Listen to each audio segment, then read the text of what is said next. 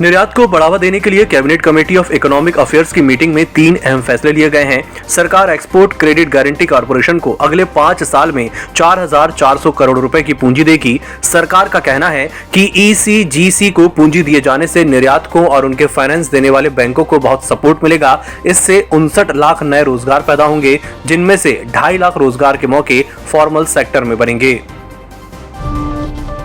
चक्रवाती तूफान गुलाब का कहर अभी थमा भी नहीं है कि एक नए तूफान शाहीन की आशंका ने महाराष्ट्र और गुजरात के लोगों की चिंता बढ़ा दी है।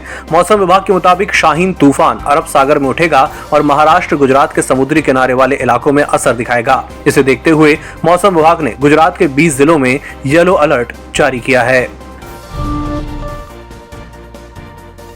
गोवा के पूर्व मुख्यमंत्री और कांग्रेस के वरिष्ठ नेता रहे लुइजिनो फिलेरियो बुधवार को कोलकाता में तृणमूल कांग्रेस में शामिल हो गए।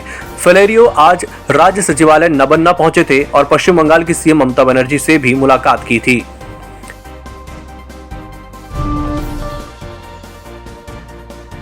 भारत के कुछ प्राइवेट हॉस्पिटल्स ने रूस में बनी कोरोना वैक्सीन स्पुतनिक वी के ऑर्डर रद्द कर दिए हैं। दरअसल पिछले कई दिनों से देश में इस रूसी वैक्सीन की बिक्री काफी कम हो गई है। ज्यादातर लोग सरकार की ओर से मुफ्त में मिल रही वैक्सीन ही लगा रहे हैं।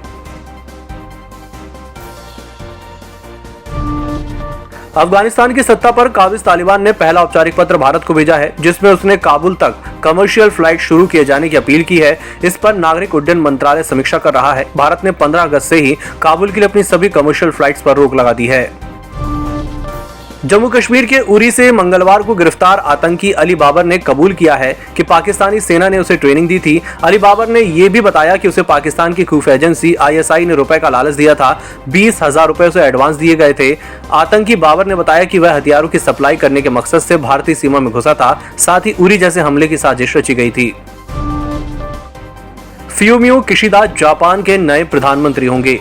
पूर्व विदेश मंत्री किशिदा रूलिंग पार्टी के नए नेता चुने गए हैं। किशिदा ने प्रधानमंत्री पद की रेस में देश की वैक्सीन प्रोग्राम के चीफ तारो कोनो को हराया। बेंगलुरु के इलेक्ट्रॉनिक सिटी के एक रेसिडेंशियल स्कूल के 60 स्टूडेंट्स कोरोना वायरस से संक्रमित हो गए हैं। इनमें से एक छात्र को तेज बुखार था, जिसकी lady Curzon and boring hospital में इलाज चल रहा है। Shri Chaitanya girls residential school के बाकी स्टूडेंट्स को स्कूल परिसर में ही आइसोलेट किया गया है।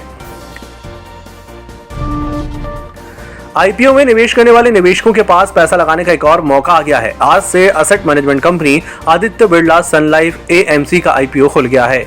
निवेशक 1 अक्टूबर तक निवेश के लिए बोली लगा सकेंगे। कंपनी ने इशू का प्राइस बैंड 695 रुपए से 712 रुपए के बीच रखा है। कंपनी की इशू के जरिए 2,768 करोड़ रुपए जुटाने की योजना है।